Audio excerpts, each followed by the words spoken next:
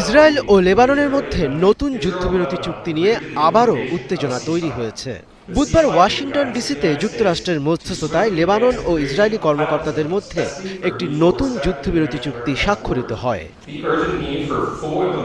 তবে এই ঘোষণার পরও বৃহস্পতিবার লেবানন জুড়ে হামলা চালিয়ে গেছে ইসরায়েল।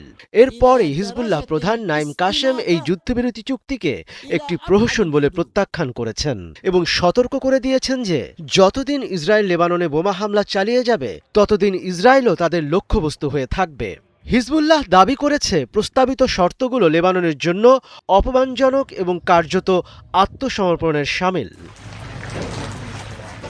এদিকে ইরানের Islamic revolutionary guard corps IRGC বলেছে, লেবাননের ভূখণ্ড থেকে ইসরায়েল সরে না যাওয়া পর্যন্ত এই অঞ্চলে স্থায়ী শান্তি প্রতিষ্ঠা সম্ভব নয়।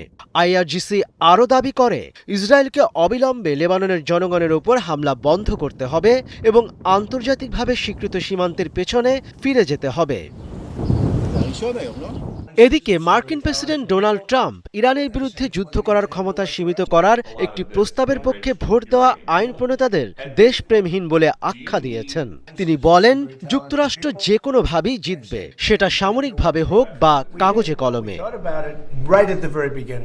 এছাড়া ইরানের কাছ থেকে সমৃদ্ধ ইউরেনিয়াম পেতে ওয়াশিংটনের কোনো চুক্তির প্রয়োজন নেই বলেও মন্তব্য করেছেন মার্কিন প্রেসিডেন্ট।